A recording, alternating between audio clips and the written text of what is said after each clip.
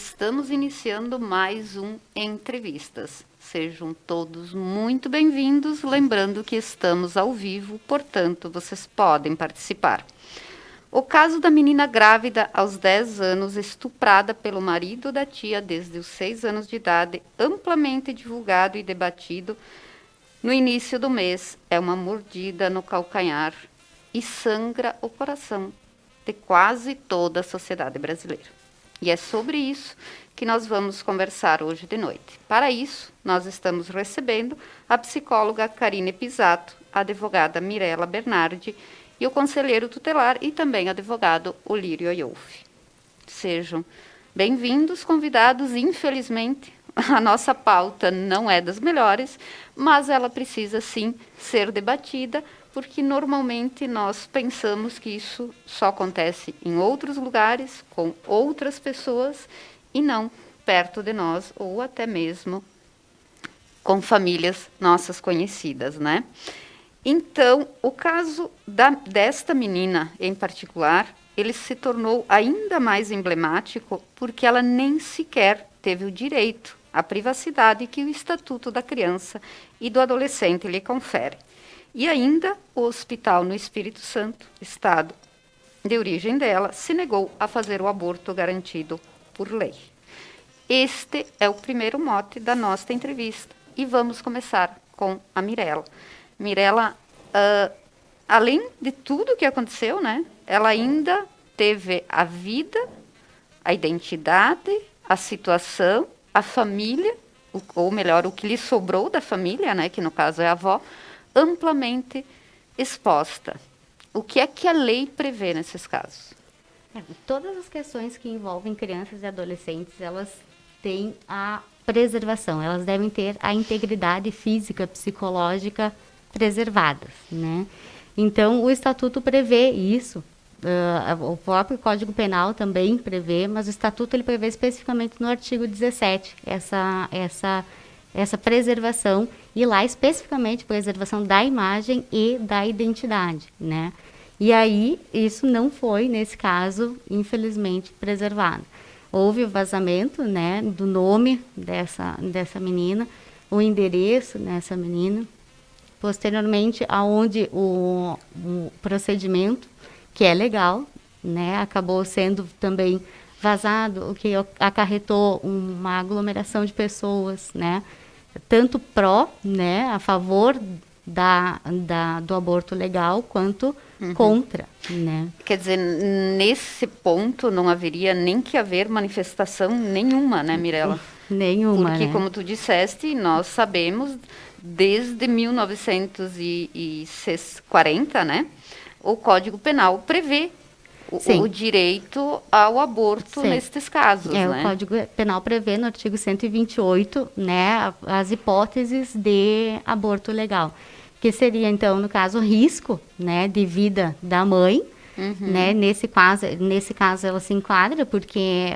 dos padrões médicos, né, um corpo de uma criança de 10 anos não suporta uma gestação até o final.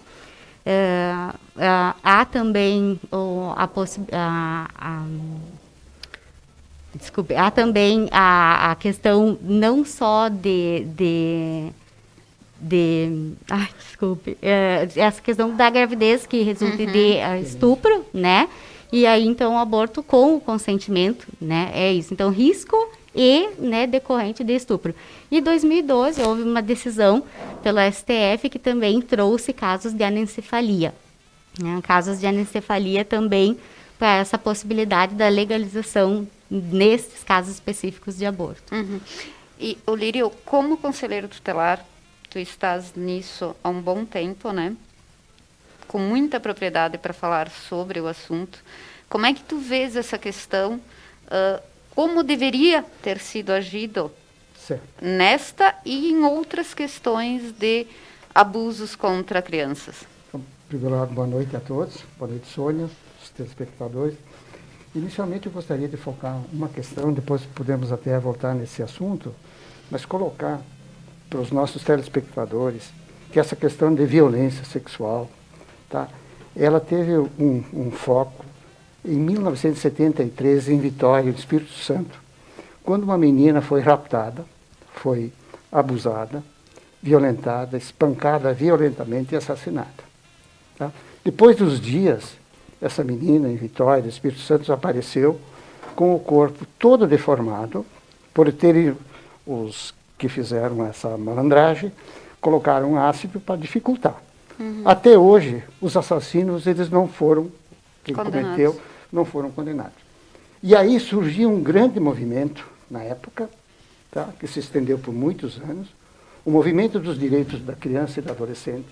Encamparam um movimento que logrou um êxito em 2020, no ano 2000, através da Lei 9.970 de 2000, que surgiu o dia 18 de maio, que é considerado o Dia Nacional da Prevenção do Abuso e da Violência Sexual. E eu digo mais assim, ó, não só o abuso, mas todas as questões relacionadas à criança e adolescente. Quando se fala em criança e adolescente, se fala criança do 0 aos 12 anos incompleto e adolescente dos 12 aos 18 anos incompleto. Corre em segredo de justiça. Eu achei assim, falando especificamente nesse caso, um absurdo, como a Mirelle falou. Em primeiro lugar, tá? Nós estamos num país, num estado, onde é laico, tá? E Ou deveria ser na prática, né, Lírio? Na teoria e na prática. E eu pergunto, a criança abusada desde os 6 aos 10 anos, tá? E relato assim, experiência que o que mais me dói para mim como conselheiro é justamente tratar essas questões. Quando vê crianças que deveriam ser protegidas foram abusadas violentamente. E foi, para dizer bem a verdade, numa situação exposta muito, numa situação que não poderia ter acontecido isso. Legalmente estava amparado, porque a violência sexual é estrita, que nem a senhora falou, que nem a colega falou, desde há muito tempo que é permitido essa questão. Infelizmente, essa menina, tomara que... O que me chamou a atenção lendo a reportagem, lendo no domingo à noite, quando o médico colocou, a coisa que mais assim me comoveu, ele disse assim, ó, quando terminou, que a menina esboçou um sorriso para ele. E abriu os olhos, né? E abriu os olhos. Então, isso chocou bastante. E ninguém perguntou para a menina se ela queria continuar com a gravidez ou se ela queria romper essa gravidez. Imagina o que essa menina ia para o resto da vida, o trauma que ela ia ter. Tomara que agora, com os profissionais, dentro da área da saúde, ela consiga superar, de repente, alguma mágoa, algumas questões, com o tempo poderá se apagar. De repente, não totalmente. Mas esse é também o espírito da questão, poder oferecer condições que essa menina possa realmente... quer dizer, a sociedade, porque nós, como sociedade, falhamos em todas essas questões, né? Quando uma criança é abandonada, quando uma criança é violada, não são só os estupradores que estão falhando, a sociedade toda falha naquilo que deveria ser o primordial, né? A proteção aos vulneráveis, né? Exatamente. Na verdade, se me permite, Sônia, a lei 13.431 de 2017, ela prevê no artigo 13 especificamente, qualquer pessoa que presencie ou tenha conhecimento. Então, não é necessário nem presenciar. Só né? saber. Só saber. Tenha conhecimento de uma ação ou uma omissão, né, que acarrete, então, uma violação em uma criança ou um adolescente, uma violação, ela é obrigada, ela tem o dever legal de comunicar isso, enfim, os meios, que são vários, né, mas ela tem o dever legal, está na lei, né? Sim, porque se não há autoria, a conivência também é uma agressão, né? Exatamente. Karine, uma menina de 10 anos, né? Tu é miudinha, eu e a Mirella também não somos tão grandes, né? Mas vamos imaginar uma criança de 10 anos, né? Violentada desde os 6 anos, Aliás, porque ela foi procurar o hospital, segundo as informações, né? Ela não sabia que estava grávida, obviamente ela não tinha consciência Nem do que estava imaginava, acontecendo exato. com o próprio corpo. O que pensar sobre os sentimentos dessa criança? Bem, boa noite. Acho que, de primeira mão, o que a gente tem que se atentar é que, nesse caso, o abuso aconteceu e acontece em grande parte dessa forma, né, dentro do círculo familiar. Então, aquelas pessoas que deveriam promover o cuidado, né, daquela menina, desde muito pequena, né, cuidando, enfim, do seu desenvolvimento, falharam, né? E esta criança ali, aos 6 anos, né, quando se imagina que tenha começado o abuso, talvez não entendesse o que de fato estava acontecendo com ela, né?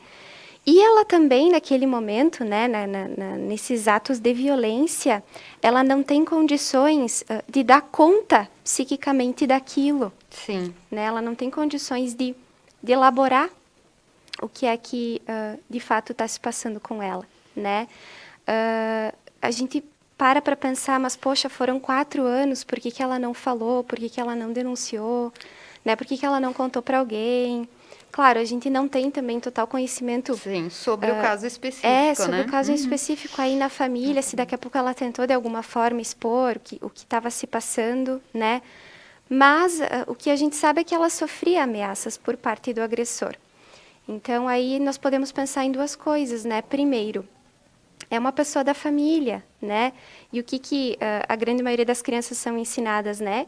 Que a pessoa da família é a pessoa em quem se confia, é um adulto que a gente deve obedecer, existe uma certa submissão da criança ao adulto, né? E aquela ameaça, talvez para a criança ela entendesse como algo muito pior do que de fato o que se passava com ela. Né? Então, ameaças relacionadas a outras pessoas queridas, né? Se você contar, isso pode acontecer, no caso, com os avós, né? Que cuidavam dela, pode acontecer alguma coisa de ruim com a tua avó. A gente não sabe quais foram as ameaças, Sim. mas essa postura do agressor, assim, de ameaçar a criança, acaba intimidando ela a ponto dela acabar se sujeitando àquilo, se submetendo àquilo, né? E levando aquilo adiante. Então, isso foi acontecendo até que o corpinho dela, né, teve condições de gerar a vida, né? E aí ela acabou engravidando. Então, de fato, isso deixa marcas, assim, muito difíceis de serem trabalhadas, né? Inapagáveis, eu diria. A gente pode, sim, trabalhar para que ela ressignifique o que de fato aconteceu, para que ela consiga processar de alguma forma aquela vivência, né, e seguir o seu caminho, né, ter condições de confiar em outras pessoas, né, de ter bons relacionamentos, apesar do relacionamento primário dela, que foi esse, né, na família, ter sido tão conturbado. Mas é um trabalho realmente difícil, né? E aí a gente tem esses relatos da menina, né, do quanto ela se fechou no hospital, né, do quanto ela estava realmente mal com tudo isso, né? Sim. A criança sente como se o corpo dela, se algo dentro do corpo dela tivesse se despedaçado, porque ela experimenta sensações que ela não está preparada para experimentar. Nem fisicamente, nem psicologicamente, Isso né? aí. Então, a gente tem relatos de estudo de caso que crianças violentadas dizem, né? Uma menina dizia em um deles, eu sinto como se eu tivesse uma alma suja dentro de mim. Então, como é que fica para essa criança essa alma suja? Não com relação à gestação. Sim. Não era um caso onde ela chegou a engravidar, era um caso de abuso.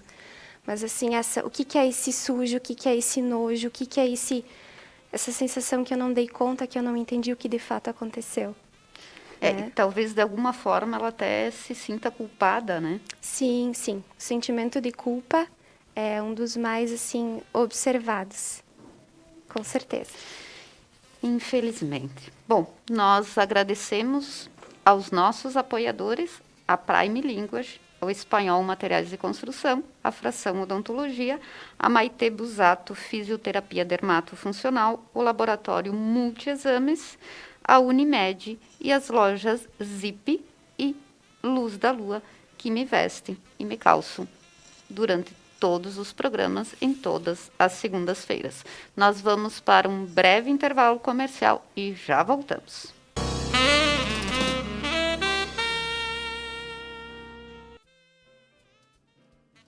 Sofisticação, glamour e muita beleza você encontra na Brilho da Lua. Seus acessórios e calçados fazem seu look brilhar. Estamos esperando você. Brilho da Lua. O sonho, a revitalização precisam ter qualidade e beleza dos produtos do Espanhol Materiais e Construção.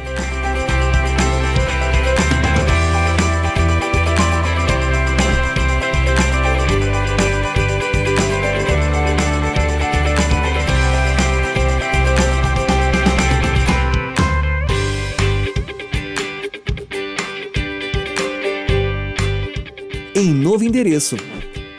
Um local pensado e organizado para melhor atender. Espanhol Materiais e Construção.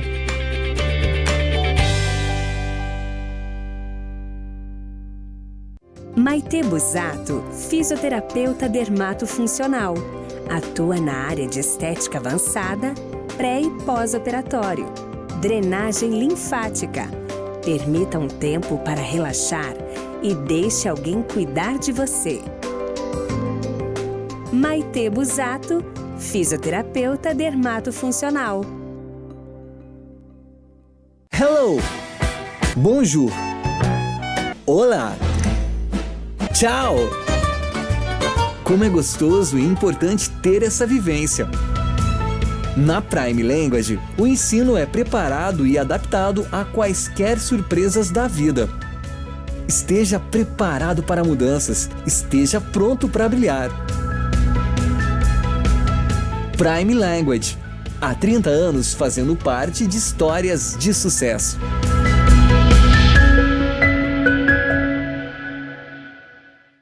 Frasson Odontologia. Especialista em prótese dentária, atuando na área de clínica geral, implantes e próteses sobre implantes. Possui também profissionais especializados em implantodontia, endodontia e ortodontia. Frasson Odontologia. Nosso maior presente é o seu sorriso.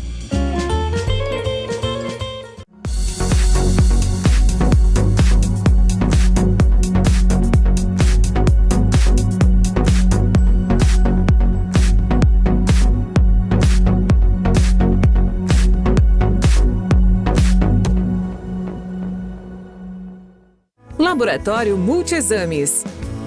Nossa missão é fazer você se sentir confortável, tranquilo e também entregar exames de forma eficiente e resultados precisos. Atendemos coletas agendadas aos sábados e a domicílio. Laboratório Multiexames. Nossa prioridade é você. Músicas, convidados e bom humor. Benais, toda quinta na Conecta Mais.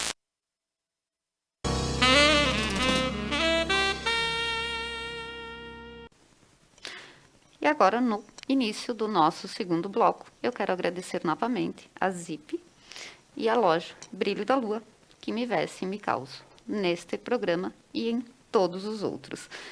Bom, nós falávamos e comentávamos sobre o acontecido com essa menina. É lógico que esse foi um ponto de partida para a nossa pauta. Mas o que choca nesse caso e em muitos outros que não são amplamente divulgados ou debatidos, é a incapacidade que o Estado tem de garantir às nossas crianças e aos nossos adolescentes uma proteção completa, né? Então, essa criança, ela foi violada, ela foi agredida, ela foi estuprada de várias maneiras, e não só na definição específica desta palavra. Mirela, como fazer, o que deveríamos fazer para efetivamente proteger as nossas crianças? Fala-se muito do Estado, do Estado como ente federativo, mas a sociedade também tem uma parcela de culpa muito grande nisso tudo, né? Muito grande, muito grande. Na verdade, são 3 fatores principais, né? É a família, né? A sociedade, então, como um todo, e então o Estado. E todos são responsáveis.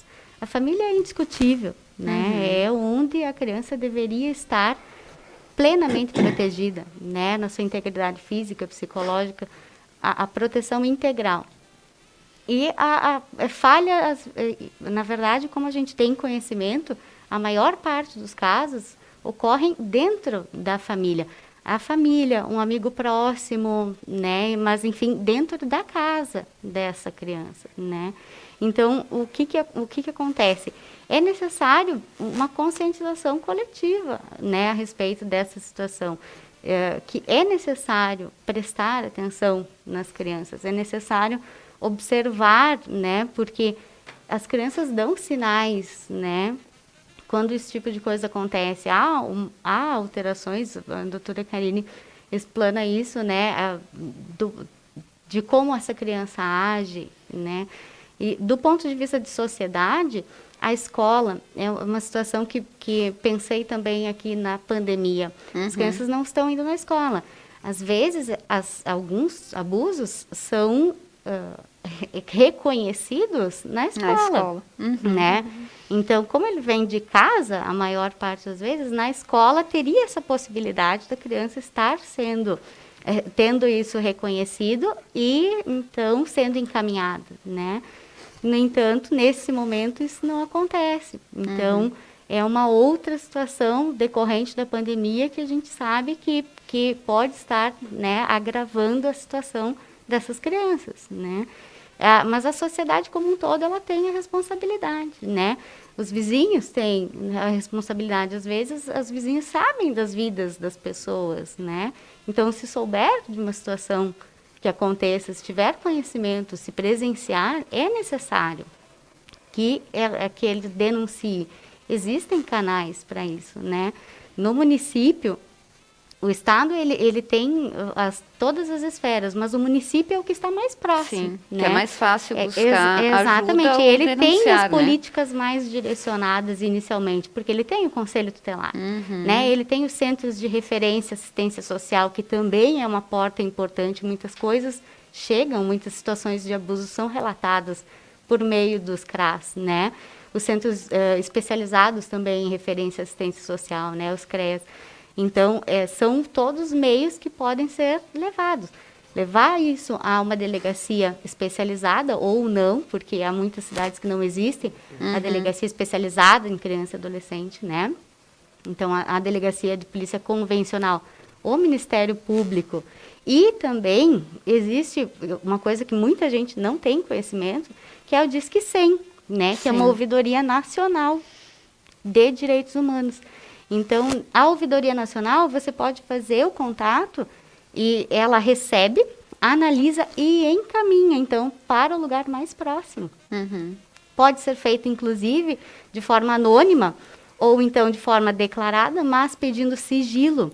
E esse sigilo tem que ser observado, porque, como todas as questões, que também, nesse caso, houve violação, né, deveriam, enfim, ser sigilosas, mas existe essa possibilidade. Então, são vários meios, são vários caminhos, né, a serem seguidos, e a sociedade tem a obrigação, né? O problema é que, muitas vezes, isso não chega. Muitas vezes há, inclusive, um acobertamento das famílias, né, uma desqualificação da vítima, né, no sentido de desqualificação mesmo, de não acreditar que isso está acontecendo. Isso está acontecendo, né? Exatamente. Lembrando que nós estamos ao vivo, portanto, vocês podem participar. Karine, a Mirella falou em sinais, né?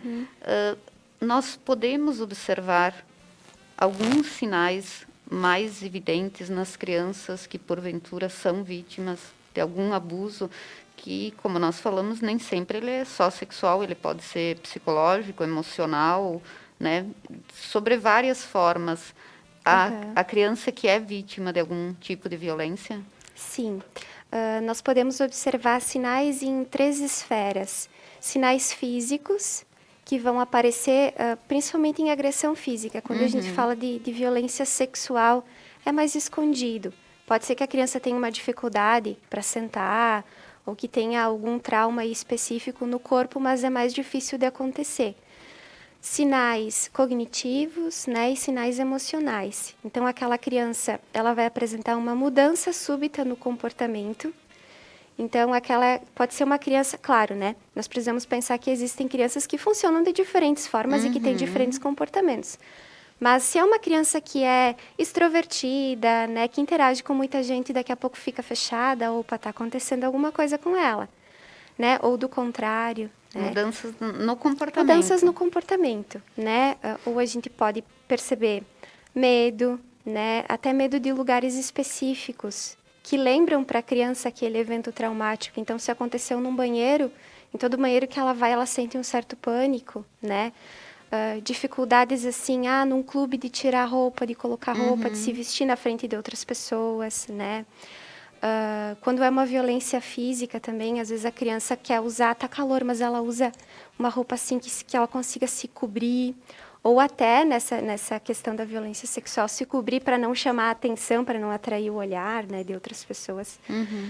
E seguindo nessa linha assim emocional, principalmente o medo, mas outras reações a gente pode perceber com relação à irritabilidade, né, a tristeza, mas o medo ainda é o mais comum. E nós podemos perceber também nessa esfera mais cognitiva, principalmente dificuldades de aprendizagem, né, ou um baixo rendimento escolar. Então, é aquela criança que não está conseguindo se concentrar na escola, né, está tendo dificuldades nesse sentido. É claro que também é preciso a gente ter uma atenção em como está aquela criança naquele momento, porque outros fatores podem desencadear mudanças assim também, né? Com os mesmos um acidente, sintomas. Alguma doença na família, algum quadro também pode desencadear. Mas assim, nós conhecemos as nossas crianças, né? Então, se a gente tem contato com uma criança e percebe que ela está diferente, é bom que se pare, que se observe, né? Que se tente investigar. Né? Se aquela criança está apresentando um vocabulário assim sexual, né, precoce. Ou nos desenhos, crianças pequenas costumam desenhar, né, se sofreram abuso, desenhar assim os órgãos genitais com bastante ênfase, né? Então todos são pontos assim de referência que podem chamar a atenção para esse cuidado por parte do adulto.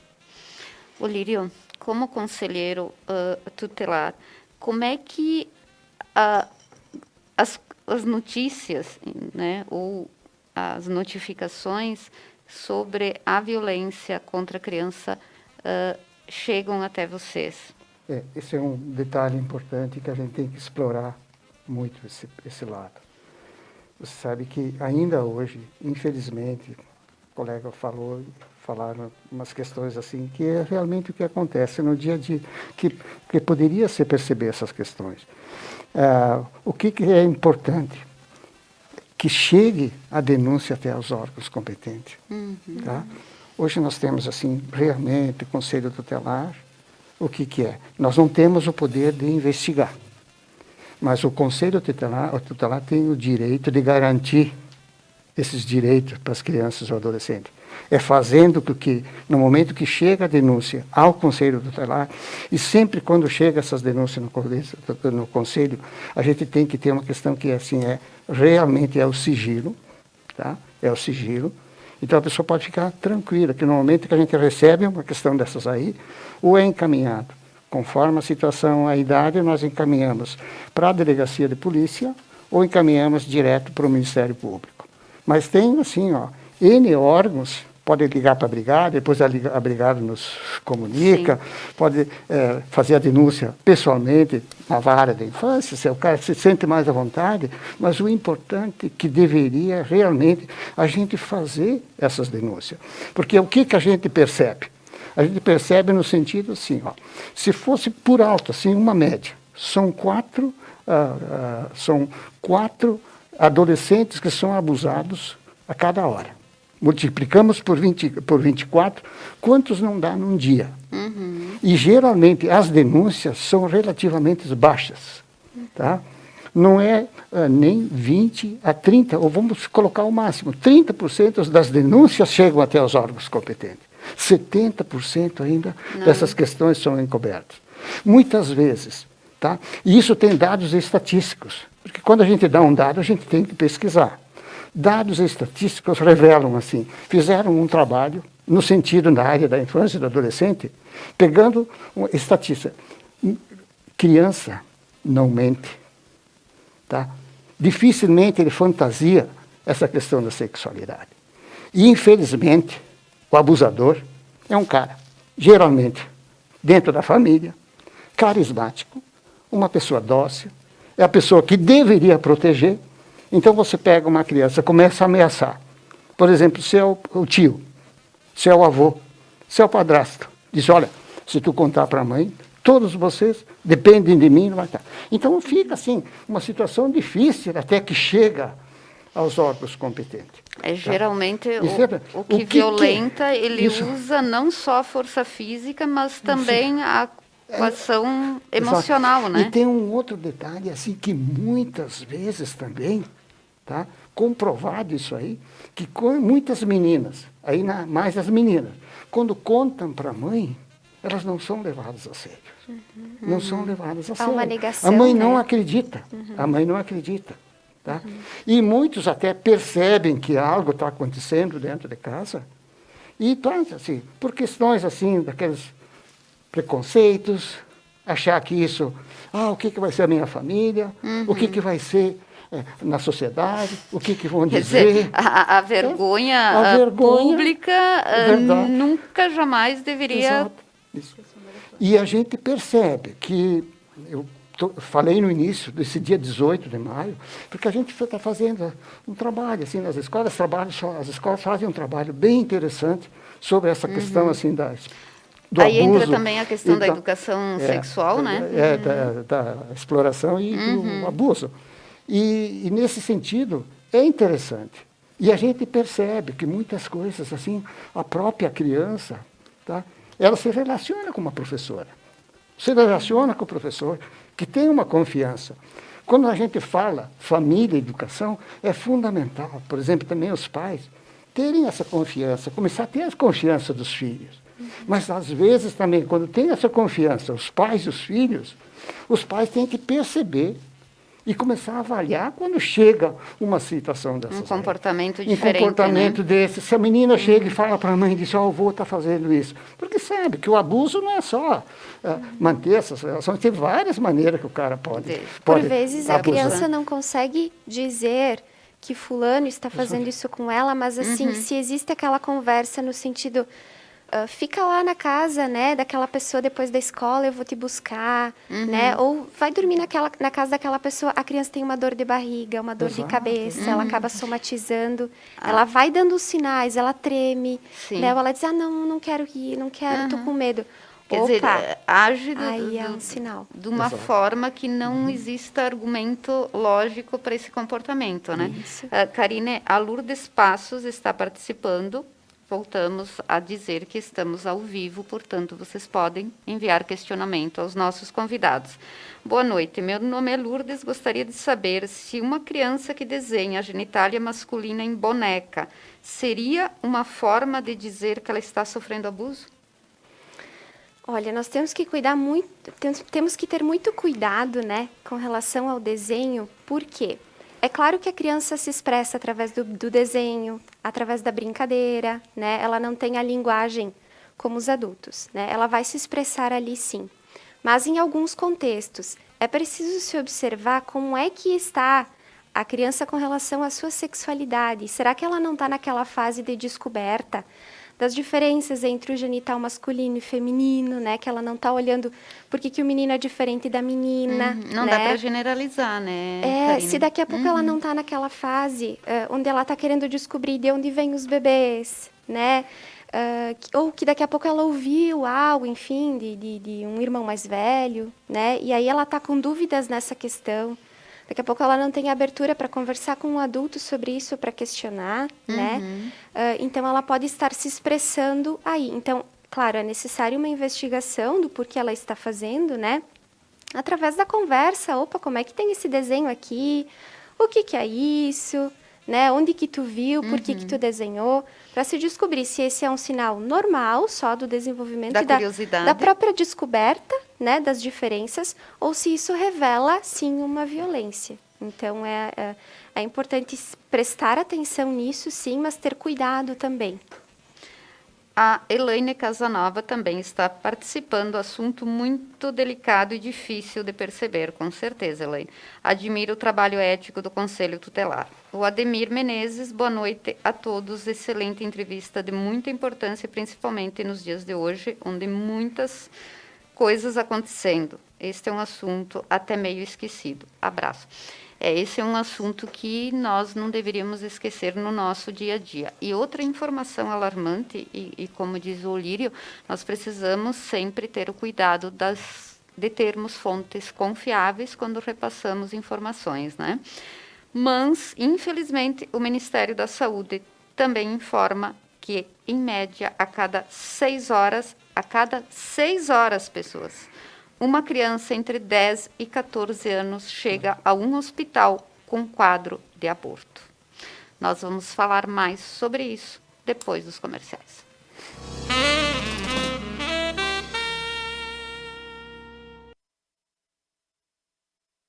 Maite Busato, fisioterapeuta dermatofuncional.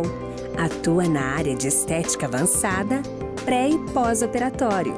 Drenagem linfática. Permita um tempo para relaxar e deixe alguém cuidar de você. Maite Busato, fisioterapeuta dermatofuncional. Hello! Bonjour! Olá! Tchau! Como é gostoso e importante ter essa vivência. Na Prime Language, o ensino é preparado e adaptado a quaisquer surpresas da vida. Esteja preparado para mudanças, esteja pronto para brilhar. Prime Language, há 30 anos fazendo parte de histórias de sucesso.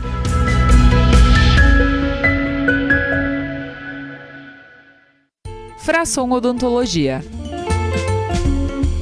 Especialista em prótese dentária, atuando na área de clínica geral, implantes e próteses sobre implantes. Possui também profissionais especializados em implantodontia, endodontia e ortodontia. Frasson Odontologia. Nosso maior presente é o seu sorriso. Durante os últimos meses, a Unimed tem desafiado você a mudar um hábito e encontrar a sua melhor versão. O novo coronavírus apareceu e vamos precisar do esforço de todo mundo. Por isso, a gente tem um novo desafio até tudo voltar ao normal. Fique o máximo possível em casa. Cuidar de você. Esse é o plano. Unimed.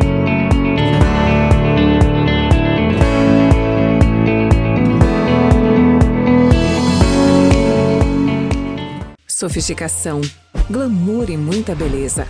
Você encontra na Brilho da Lua. Seus acessórios e calçados fazem seu look brilhar. Estamos esperando você. Brilho da Lua. Laboratório Multiexames. Nossa missão é fazer você se sentir confortável, tranquilo e também entregar exames de forma eficiente e resultados precisos. Atendemos coletas agendadas aos sábados e a domicílio. Laboratório Multiexames. Nossa prioridade é você. O sonho, a revitalização precisam ter qualidade e beleza dos produtos do Espanhol Materiais e Construção.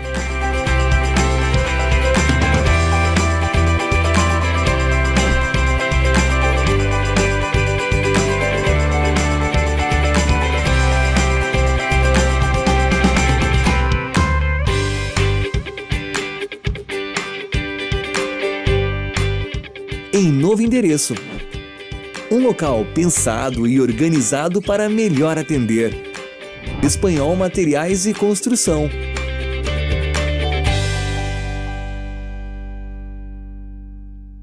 músicas, convidados e bom humor. Benais, toda quinta na Conecta Mais.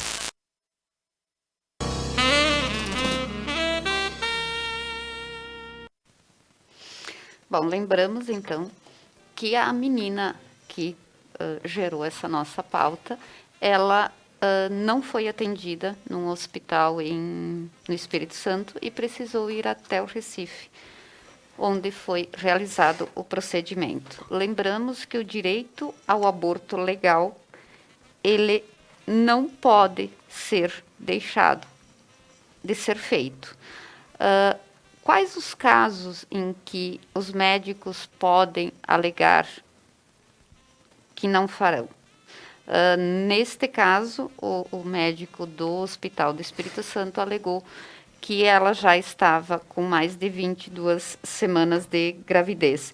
No entanto, né, as pessoas têm dúvidas nisso e em questão, aconteceu comigo, eu preciso ir registrar a ocorrência, eu preciso de uma ordem judicial, na nossa região especificamente, para onde essas pessoas precisam procurar ajuda, né? Lembrando que a credibilidade faz parte da palavra da vítima e não dos que alegam serem contra ou a favor. É um direito garantido pela legislação brasileira. Mirela, o que é que a pessoa faz? Na verdade, assim, a legislação fala que não é necessário para esse atendimento emergencial. Então, inclusive, tem a lei, se não me engano, é 12.845, ela prevê o atendimento imediato e integral com equipe multidisciplinar. Então, médicos, psicólogos, terapeutas e tudo que é necessário para esse atendimento emergencial, né? É um atendimento imediato. Então, a pessoa, vítima de estupro, pode chegar diretamente no hospital e fazer isso. Não é necessário o boletim de ocorrência. No entanto, vai ser necessária a comunicação, né? E o boletim de ocorrência para fins de investigação, né? Da materialidade do crime, né? E se chegar, enfim, ao suspeito, vai ter essa indicação, quando se sabe, né? Enfim, quem seria o causador, o abusador, né? Então, esse atendimento emergencial não é necessário. No entanto, para fins da questão do aborto legal, é necessário que tenha uma decisão judicial ali que determine. Porque o aborto que resulta de estupro, ele é legal, né? Mas ele tem que ter o consentimento no caso da vítima, né? Sim, então, dessa gestante, é necessário aqui. E no caso de incapaz, como no caso dessa menina, então, um representante legal. Então, existe a necessidade, ela tem que consentir com isso. Tanto que existem, eu acredito, do meu ponto de vista, teve muita repercussão esse caso por causa dessa situação de aborto. Porque o estupro em si, eu li hoje mesmo que na região em que essa menina residia, só este ano 6 meninas já deram à luz, 6 meninas, né, 6 vítimas de estupro, porque não é uma questão de consentimento, sexo, né, a conjunção carnal, ato libidinoso com menor de 14 anos é crime, independente de consentimento, independente dela já ter tido relação com outra pessoa, se teve relação com outra pessoa, é outra pessoa que também cometeu esse crime, né? Então, ele não é uma necessidade, enfim, de fazer esse boletim de ocorrência para fins disso. Mas o atendimento emergencial, não. Nesse atendimento emergencial também, a legislação determina profilaxia para a gestação, né? Profilaxia também para fins de DSTs e todo o atendimento multidisciplinar. E aí, depois disso, o boletim de ocorrência para fins, então, da investigação, né? Porque, enfim, é um crime, tem que ser investigado. E eu Líria, em casos como estes, que infelizmente nós sabemos que acontecem também na nossa região, né?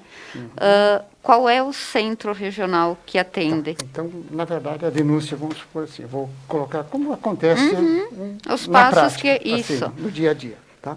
Recebemos uma denúncia chegam no conselho tutelar, a mãe, acompanhada com a filha ou com a criança, dizendo que essa criança teria sido abusada. Tá? Qual é a providência nossa? Primeiro lugar, tá?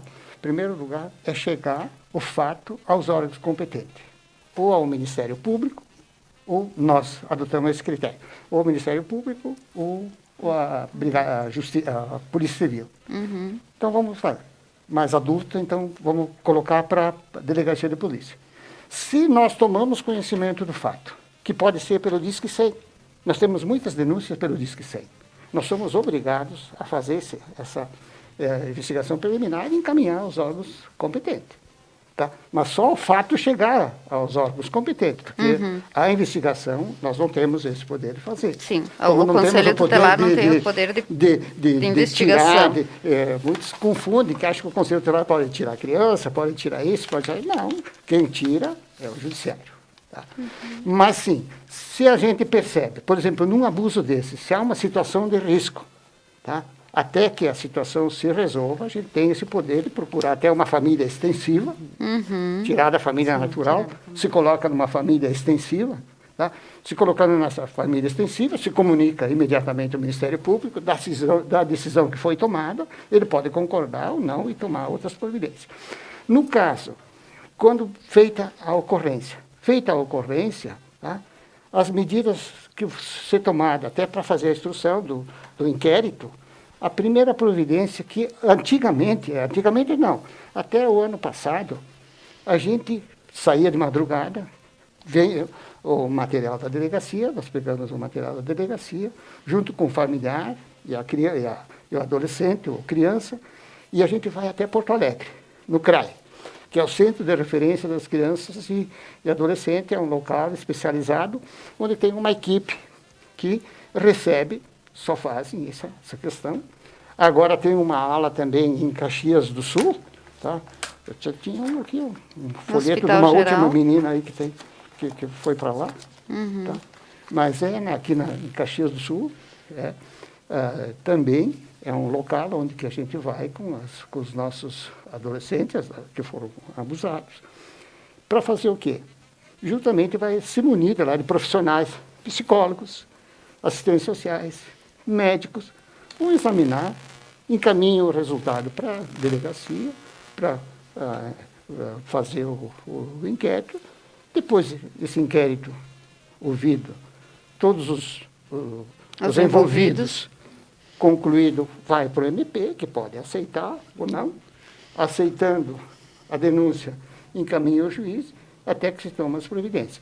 Mas nesse meio tempo, até que as coisas se resolvem, dentro do município, nós não temos, assim, por exemplo, o CAPS. Tá? A gente não tem. Mas nós temos nós sempre encaminhamos os nossos adolescentes na saúde mental, no posto de saúde. Tem a Denise Garbim, que coordena aquela questão na saúde mental. Então, as nossas crianças, para atender, que são abusadas, assim, tem prioridade. Infelizmente, tem uma lista de espera. Tá? Para atendimento? Apesar de ser uma prioridade, mas não vencem a demanda. Estamos, inclusive, com uma lista de espera de 4 crianças que já foram abusadas para ir para esse departamento, para serem em Porto Alegre, em Caxias do Sul. Tá? E aí, quando retornam... Tá, mas nesse tempo, Lírio, por exemplo, essas 4 crianças que tu comentaste, certo, que estão esperando para ir para Caxias, onde é que elas ficam? Elas ficam assim, dependendo da situação, se pode ficar o abusador saindo de casa, é uma decisão aí que a gente tem que avaliar. Se é uma situação de risco, se retira. Se o abusador geralmente é retirado assim, de casa, e as crianças ficam aguardando. E aí o que se fez? Se adota essas medidas protetivas, né, nesse meio tempo, e que nós temos que nos valer da saúde mental para acompanhamento psicológico e psiquiátrico, com assistente social, e todos esses relatos a gente encaminha assim, para o MP.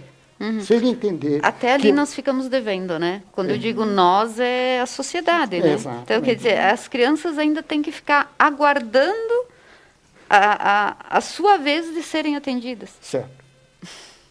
E isso que tenha certa prioridade. Frente à demanda, por isso que eu digo, nós, apesar de ser uma cidade pequena, mas a demanda está muito grande, infelizmente, também dentro dessa área. Bom, acho que isso que o Lírio está falando, né, Karina, é um grito de alerta, porque, como eu falei no início do programa, nós temos a conveniência de pensar que isso acontece em outro lugar, que isso acontece com outras pessoas, que é uma realidade muito distante. E, infelizmente, o Lírio traz os números para dizer que não é assim, né? A Simone Aiolfi, que é educadora, escreveu: um assunto importante a ser discutido, sendo mais uma forma de colaborarmos na percepção dos acontecimentos. Eu também já vou te pedir para te despedindo, infelizmente estamos chegando ao final, mas que tu avaliasse a partir deste comentário da Simone, como a escola, né? Claro que infelizmente hoje nós estamos com os nossos filhos fora dos colégios por causa da pandemia, mas como a escola pode ser um mecanismo de defesa para as nossas crianças. Já foi dito, né, anteriormente, e acho que é interessante reforçar que muitas vezes é na escola que isso vai aparecer. Não só um sinal de abuso, mas assim outros sinais, né, que muitas vezes não são percebidos em casa, mas que vão respingar ali na escola, né? Então, como essas situações de violência sexual geralmente acontecem entre os membros da família ou pessoas muito próximas, né? E a criança, por vezes, não consegue falar, não tem uma abertura para falar sobre isso, ela vai demonstrar isso na escola de alguma forma. Como eu disse, ou através dessas dificuldades de concentração, de aprendizagem, né? Ou através de sinais assim mais específicos. Mas se a criança ela é orientada até pelos pais, né? De que se acontecer alguma coisa, elas podem conversar com a professora ou com uma pessoa, um amigo mais velho, da confiança dela, ela já vai ter esse comportamento de buscar ajuda na escola também. Mas a escola ela tem um papel, assim como a família, de educar sexualmente essa criança. Sexualmente não no sentido... nós estamos falando aqui de sexualidade e não do ato sexual, né? Todos nós somos seres que temos esta sexualidade e as crianças também, desde muito pequenos no seu desenvolvimento. Então, a educação sexual ela tem uma importância na escola, né, e na família. Então, na escola, como é que isso pode ser feito? O professor ele vai sentindo, né, principalmente assim nas turmas de crianças pequenas, ele vai sentindo conforme a demanda vai surgindo, né? Se tem essa curiosidade da diferenciação de menina com menino, ele já pode introduzir alguma coisa. Ele já pode introduzir alguma coisa também quando a criança precisa ir para o banheiro, né? Ele já pode ir colocando algumas questões. E os pais também podem fazer isto, né? Tomar essas medidas com relação à educação sexual. Então, uma frase que é bem interessante é dizer assim, ó, que se o carinho é legal, ele não precisa ser escondido. Então, se ele está acontecendo de uma forma escondida, opa, tem alguma coisa de errado aqui, né?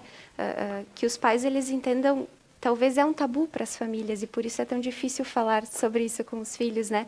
Mas se os pais se esforçarem, assim, nesse sentido de poder colocar para a criança, olha...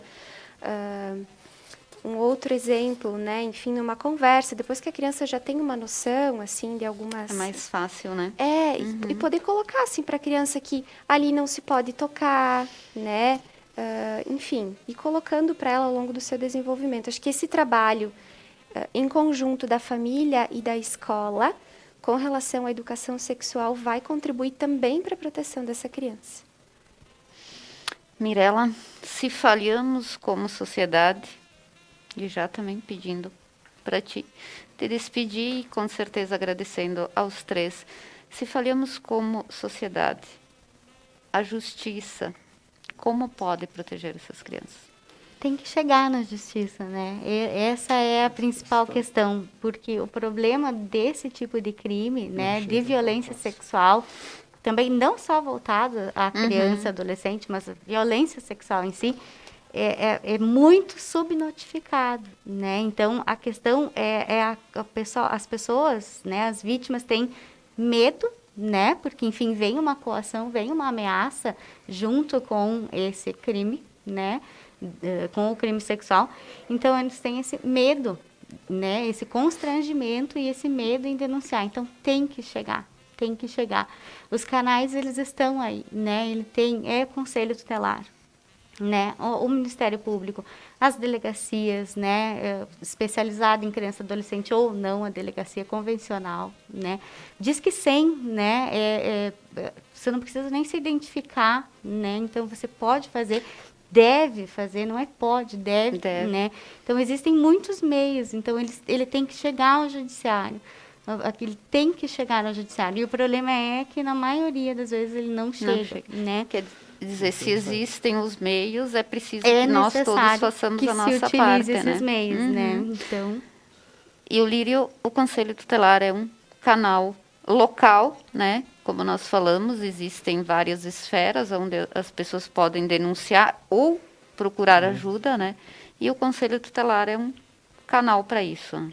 Com certeza. E a população que está nos assistindo nesse momento pode ter a tranquilidade que o que chega no Conselho Tutelar é trabalhado com sigilo, mas assim eu queria também dar uma alerta para os pais que procuram reservar um tempo com os filhos, sentar com os filhos. Justamente é um tabu, que a gente percebe que ainda isso hoje é um tabu nas nossas famílias, mas que se fala com a educação sexual, diferenças da menina, do menino, falando a linguagem clara na idade deles, tá? Tentando com que os filhos sintam a confiança.